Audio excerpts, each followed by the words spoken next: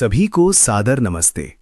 कल्पना कीजिए, आप एक बहुत बड़े और अंधेरे कमरे में बंद हैं।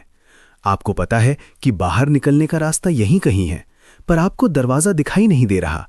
आप दीवारों से टकराते हैं, चोट खाते हैं और थक कर बैठ जाते हैं। हमारी जिंदगी भी कुछ ऐसी ही है। हम सुख ढूंढते हैं पर दुख मिलता है।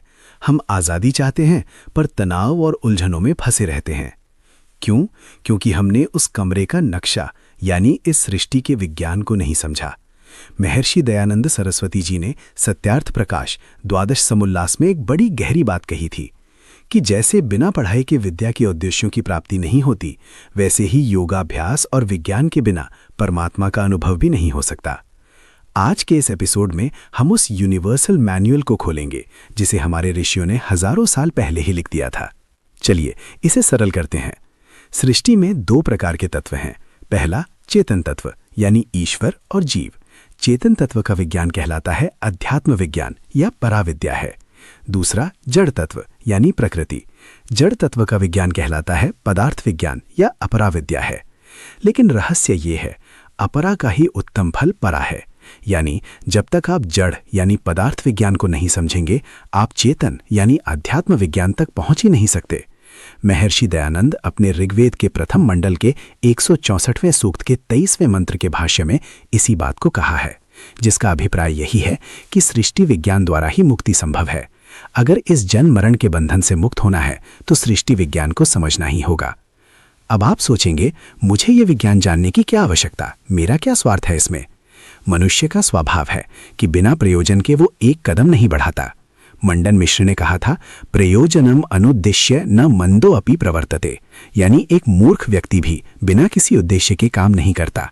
तो फिर आप जैसे बुद्धिमान युवा बिना सोचे समझे किसी कार्य में क्यों जुड़ेंगे?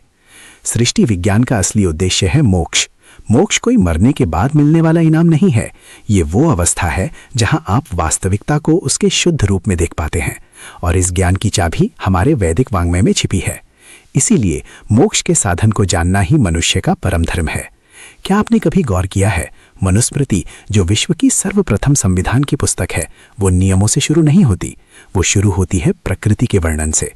आसीदिदम तमोभूतम अप्रज्ञातम अलक्षणम अप्रतर्क्यम अविज्ञेयम प्रसुप्तमिव सर्वतः, यानी सृष्टि की उत्पत्ति कैसे हुई।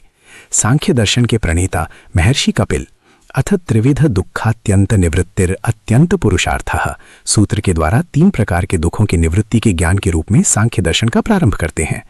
दुखों की निवृत्ति की बात करते हुए तुरंत 25 तत्वों की गणना करने लगते हैं। क्यों? क्योंकि दुख तभी खत्म होगा जब आप ये जान लेंगे कि आप और ये संसार किन तत्वों से मिलकर बना है। योग दर्शन में महर्षि पतंजलि जैसे ही चित्त को शांत करने की बात करते हैं, वे दृष्टा और दृश्य के विज्ञान में उतर जाते हैं। साफ है, हमारे ऋषि केवल दार्शनिक नहीं बल्कि महान वैज्ञानिक थे, और ये पूरा ब्रह्मांड उनकी प्रयोगशाला थी। महर्षि दयानंद सरस्वती जी ने एक अद्भुत रहस्य खोला। उन्होंने बताया कि हमारे 6 दर्शन सृष्टि विज्ञान के 6 अलग अलग विभाग हैं। मीमांसा सृष्टि का कर्म कारण की व्याख्या, वैशेषिक समय की व्याख्या, न्याय उपादान कारण की व्याख्या, योग पुरुषार्थ की व्याख्या, सांख्य तत्वों के अनुक्रम से परिगणन, वेदांत निमित्त कारण परमेश्वर की व्याख्या करता है। ये हमारा दुर्भाग्य है कि हम इन संकेतों को नहीं समझ पाए और इनकी भिन्न भिन्न प्रकार की व्याख्याएं प्रस्तुत करते हैं। आज हम देख रहे हैं कि दुनिया में तकनीक तो है पर शांति नहीं। क्यों? क्योंकि हमने सृष्टि के विज्ञान को तो थोड़ा बहुत जान लिया, पर उसके पीछे के सत्य को भुला दिया। हम निरंकुश हो गए हैं। ऋग्वेद का एक अमर सूत्र है, विष्णुः कर्माणि पश्यत, ईश्वर के कर्मों को देखो, यानी इस महान सृष्टि की इंजीनियरिंग को देखो। जब आप एक बीज से पेड़ बनते देखते हैं या ब्रह्मांड की विशालता को महसूस करते हैं तो आप ईश्वर के सबसे करीब होते हैं। सृष्टि विज्ञान की उपेक्षा हमें ईश्वर से दूर कर देगी, इसलिए इसे जानना अनिवार्य है। विज्ञान और अध्यात्म 2 अलग रास्ते नहीं बल्कि एक दूसरे के पूरक हैं। क्या आप तैयार हैं इस वैदिक विज्ञान के रहस्यों को अनलॉक करने के लिए?